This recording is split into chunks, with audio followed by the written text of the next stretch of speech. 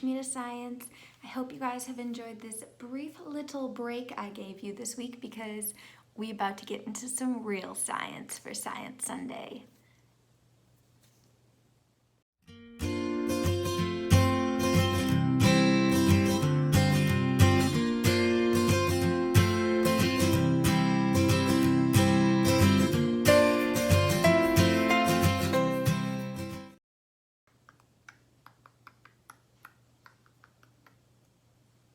Hello everybody, welcome back to Teach Me to Science, and today we're going to be doing something a little bit different. I did not post a update for week 4 yet of my UCONN RAU. I also have not posted a new Teach Me to Science yet. So let's take this one and that one and cross them over, shall we? Yes. So today's video is going to be my UCONN Week 4 update, as well as explaining the science behind my project. So I'll go a little bit into my project, tell you what's going on, and we'll take it from there. All right, let's start with the science because we all know you're here just to hear me talk about how things are going and not for the science. So if we start with the science, then you gotta hang around a little bit longer. See, my lab specializes in work with acetaminophen. Many of you probably know this as Tylenol.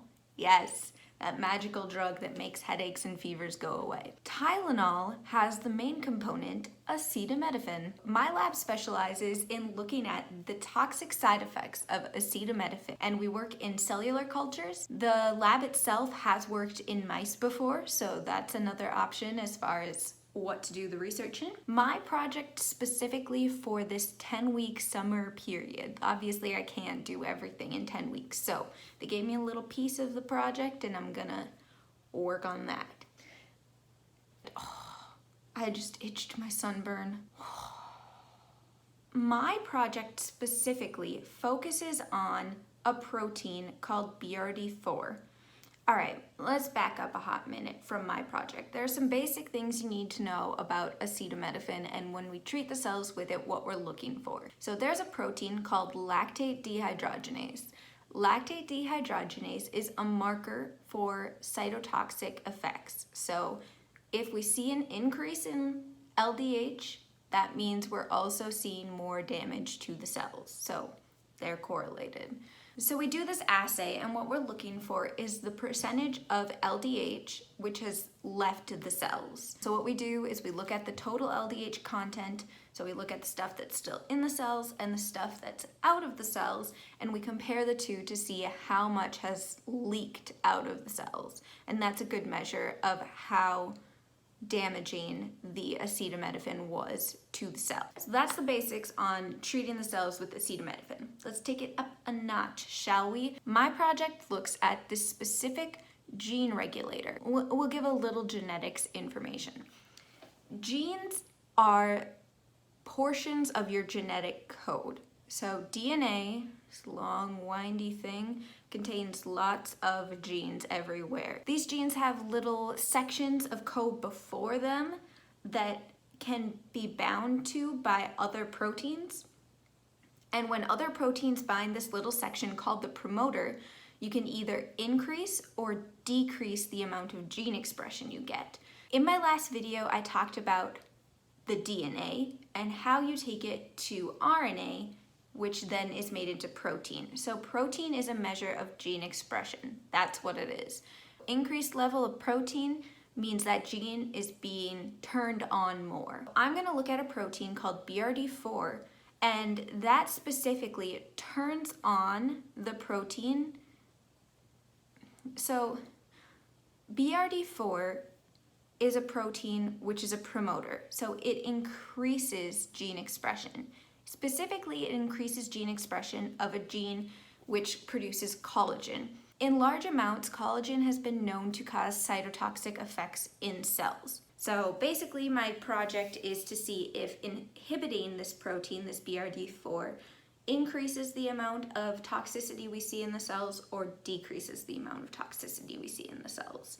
That's the basics of my project. It's really complicated, so I might do like just a separate little video about like drawings and explaining a little bit better, but that's the basics of it. So now let's get into what Saren has been doing and how it's been going, because we know that's all you came here for. You just want to know how I'm doing, and that's fine, but we got to give you a little bit of science beforehand, because otherwise you're not learning anything. And it's teach me to science, which is why you're here.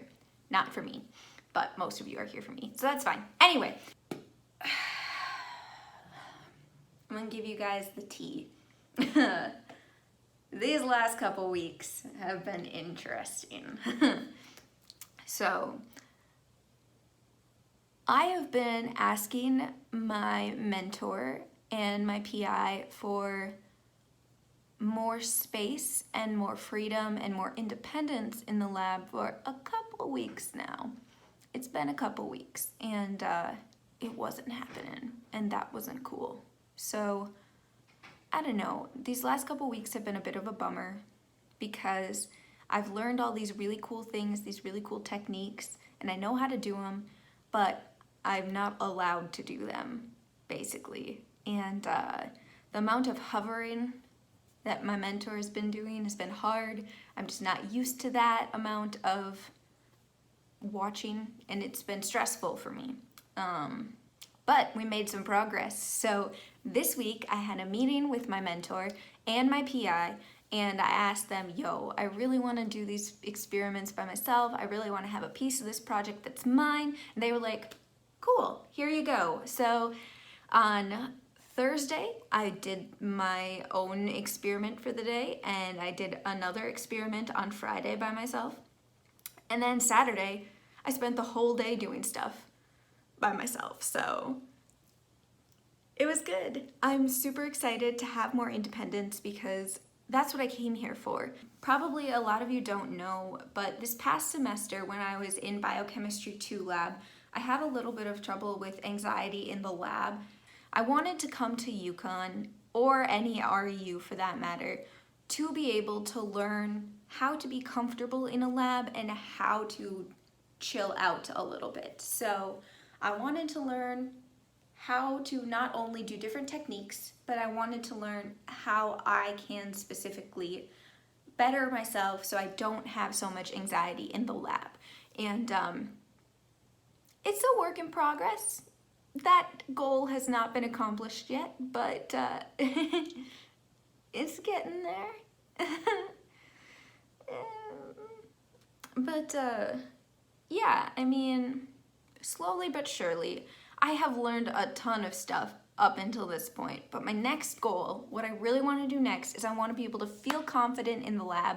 I want to be confident in myself with these types of experiments. I want to trust myself, know that I'm doing everything right, and be able to work in the lab without lots of anxiety, because grad school is just working in the lab. So if I can't work in the lab and feel good about it, 5 years of that may not be a good call. So, but I think it'll be okay. I just need to practice a little bit more. That's just practice, feel good about myself in the lab, and make sure that I understand that it's okay to make mistakes. One of the things that I've learned here is that, like, some people are cool with mistakes and other people are not. I personally believe that mistakes are the only way you learn. If you don't make mistakes, then how are you supposed to know what you don't know? You need mistakes in your life so that you can understand the things that you struggle with the most. Because if you make a mistake, you can look back at that and say, okay, I made the mistake. Why did I make the mistake? And what does it mean? What can I take from it? Where can I go from here? It's good to make mistakes. And in research, a mistake typically means, oh, you do the experiment again. Sometimes mistakes could be big. If you had like a cell line that took months and months to grow and you suddenly messed it up, that would be a bad mistake. But that doesn't mean it's the end of the world. Yes, months of research didn't turn out, but it's 5 years. I think a couple months along the way is not a big deal. If you could, pretty please, like this video, subscribe, please. I would really appreciate it. I have this goal for this month of hitting 40 subscribers, and I'm at 36 right now, and I would really, really, really like to hit 40. So let's do it, please. So hit that subscribe button, and I will see you all next time. Thank you for watching this Teach Me to Science. It's been awesome being here and talking about my experience. So we'll see you next time. Bye.